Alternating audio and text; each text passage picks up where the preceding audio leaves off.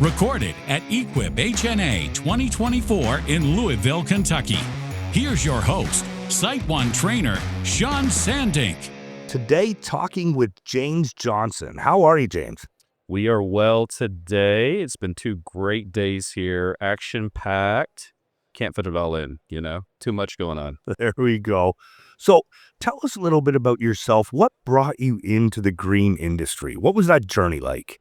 So this was a funny journey for me. So if you go all the way back, my dad was a regional manager for International Harvester tractors back in the 70s. Okay. Right? So grew up on a farm, was kind of in Whereabouts? Well, Mississippi. Okay. Now, at the time, though, he was working in the Midwest, but so kind of you're, brought up in that environment, always enjoyed equipment, the technical side of it. The outdoors. Yeah. First real job I had, we were living in Michigan, worked for a do-it-best hardware store. Okay. On the power equipment side of the dealership, right? Right. So that was fun. Always just had a knack for tools, equipment.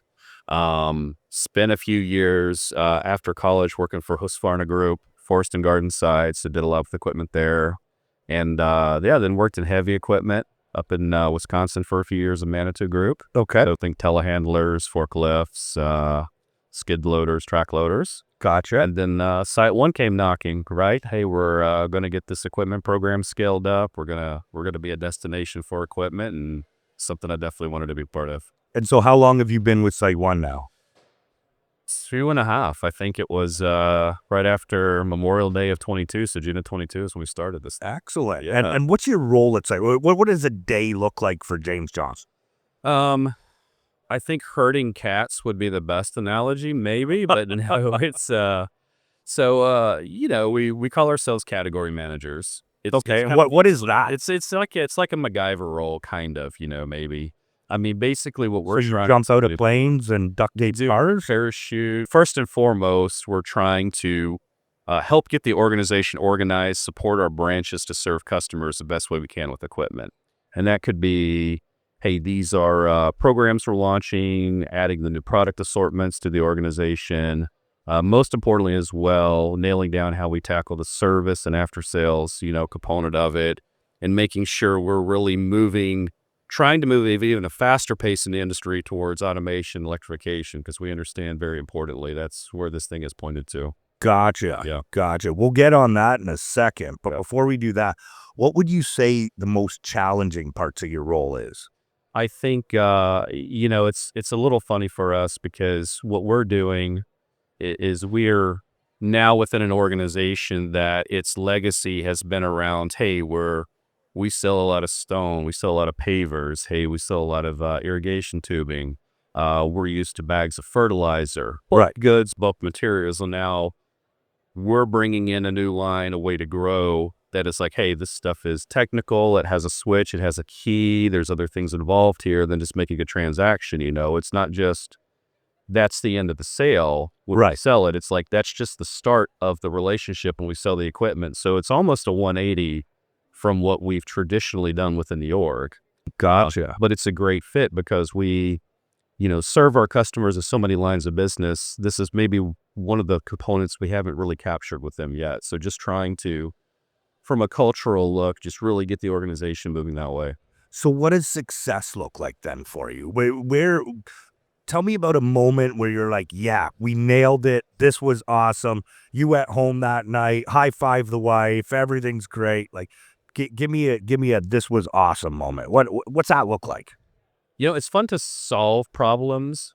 I think when someone like a business development manager or key account manager comes to you and their customer has asked them specifically something around tools and equipment that they have no idea. Right. It comes to us and it's like, actually, we've already solved for that. We can absolutely do that. And oftentimes that is with robots, with robotic lawn care, because we're further down the road with that than a lot of our organization may realize. So in terms of us being able to help a sports field offset labor, hey, I can't find people to cut. Well, actually, we can help you out with that. Right. I love the robotics wins, and we've established a few big nuggets there with some sports fields and golf courses. Fantastic. Yeah. So let's talk about that. You mentioned that the growth in automation.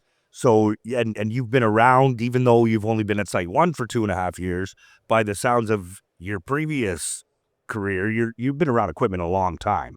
So how do you see automation playing out? Like, give me a vision of the next 5 years. What does this look like? Well, it's kind of funny. I think my first Equip show, at the time it was still GIEH&A, right? Yeah. In 2016, robots were emerging at the show. Right. And I remember when I was working here with Husqvarna, no one was taking it seriously, right? The robots were No, here. we're laughing People if were they walk laughing at them. And then as you walk around the show now, not only are they everywhere, you see all these other emerging brands, let's just call it, that are here now too. So, right. no, I mean, for us, it's the big conversations there's really two big bullets here. One of it is labor, right? Sure. I think the industry would agree that continuing to add labor, I mean, demand is increasing for the green industry, Yes. but the labor rates are decreasing. So actually this gap to even maintain labor is getting larger and larger.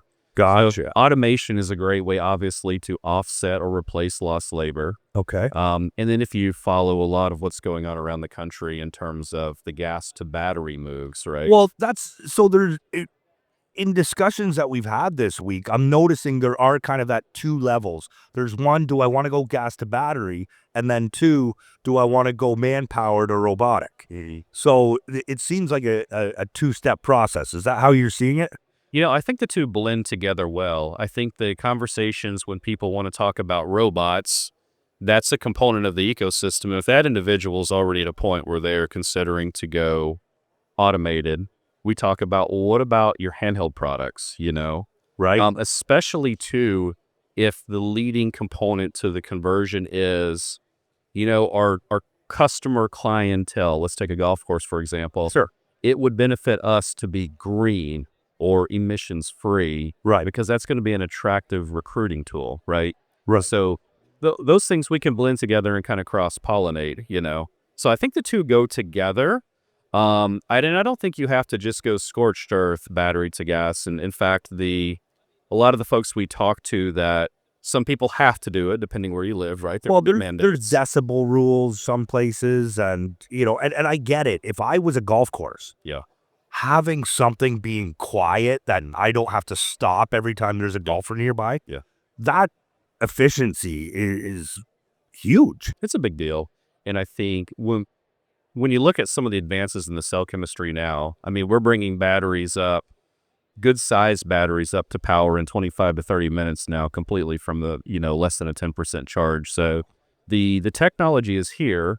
And I think the conversations now are, even if you're in an area that hasn't mandated battery, Right. the industry is moving that way quickly. So we tell people, look, try a few pieces out, learn how to use it. You don't know if that mandate is coming to a town near you. Right. But even if it's not, what you'll notice around here is, just from an OEM perspective, gas is being de-emphasized. So even though there may not be mandates, a few years from now, that might be the lion's share of commercially viable product is batteries. So start now, start slow, and learn how to incorporate that into your fleet before you have to do it. That's great advice. So if you were a brand new company, what would you tell there's a lot of folks here that have come to this show saying, hey, how do I get started in the lawn care business? What should I do? Or in golf or whatever. What other advice would you give these folks? I would say, well, one, read the room, right? It's funny. We teach our 12-year-old at the house this concept of self-awareness, which is funny for a 12-year-old boy. But we say, in the sense that, you have to understand who's working for you as well. It could be that you have a crew that has been working with gas equipment for a very long time. Right. And that needs to be more of a gentle shift if you're looking to preserve that labor. Now, if you've got a younger crew that's very comfortable with automation or electricity, you could go in a little heavier. I think it's like a balance. I think right now where we're at is we're kind of at a pendulum point. Right. Where you probably are going to need a blend of gas and battery equipment if you're looking to make that shift. Yeah. I don't know if I was jumping into it for the first time unless I had to, that I would just absolutely do all battery equipment, Right. especially with the way people have been accustomed to operating gas equipment. Sure. There's going to be maybe a little bit of a tough learning curve there. But if you start to blend that and move towards it, I think it can be a very good experience with you from what we're seeing. Now, in terms of robotics, all I keep hearing about is mowers. Yeah. Is there nothing else a robot can do?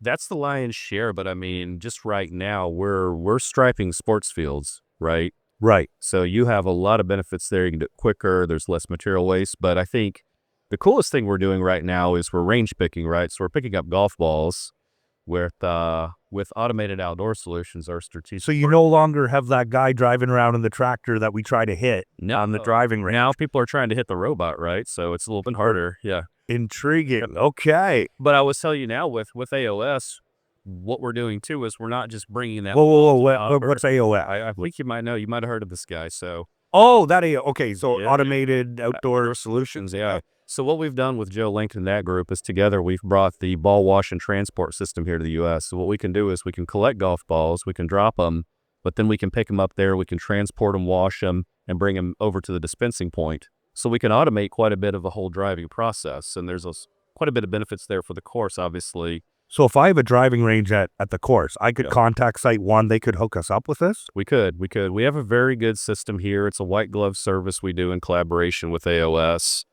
Basically, that group with us will do a site assessment, build out a project plan. If permitting's needed, they'll take in the permitting because why would I need a permit? Well, the infrastructure associated with the ball wash system is incorporated into your property, right? So it is a bit of a construction project, major, but there are components of that are going to be fixed to the site, right? So we want to make sure we do it correctly. So it'd be kind of a building permit. It could be the case in some areas. It just depends on the codes, right? Gotcha. Yeah. Well, one last question here, James, and then I'll let you go and enjoy the rest of the show.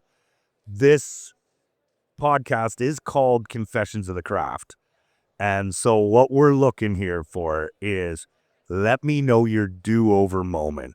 What's a confession you've got that's out there that, man, you just wish maybe it was a conversation with one. You mentioned you talked to some sellers or you talked to some end users. You talked to some manufacturers of the equipment that you bring in. Tell me about a do-over moment that you just wish you could take back. Honestly, I'd have to think about it. I think the way I answer that is a little more broad brush. Lately I've been asking like the why, like what are we solving for, And I think earlier on I would have probably just asked more of the why questions, instead of jumping to conclusions. Yeah, I think so, right? Because I think anytime we're going to really spend time, we got to understand what are we solving for exactly, And that's kind of the approach we're taking now is talking and asking the right questions to understand what the customer's trying to solve for. We know there's all these great things. And, it was kind of a moment yesterday. We were talking with Mr. Johnny Crooks outside before our event out there with him. Right. And we were talking about cell chemistry. And he's like, but James, great that the batteries run longer, but we're not going to talk about the cell chemistry. No one cares about that. All they care about is how quick can I charge the battery? Right. And what battery do I need? So sometimes we joke that we overcomplicate a ham sandwich a little bit, that we know all these things, but at the end of the day, customer just cares, like, is this a viable solution for me? Right. And why would I want to get into batteries? So I think if we ask more of the why, and try to solve for really what they need, I think the answers are pretty clear to us what we need to do. I think those are great words of advice there.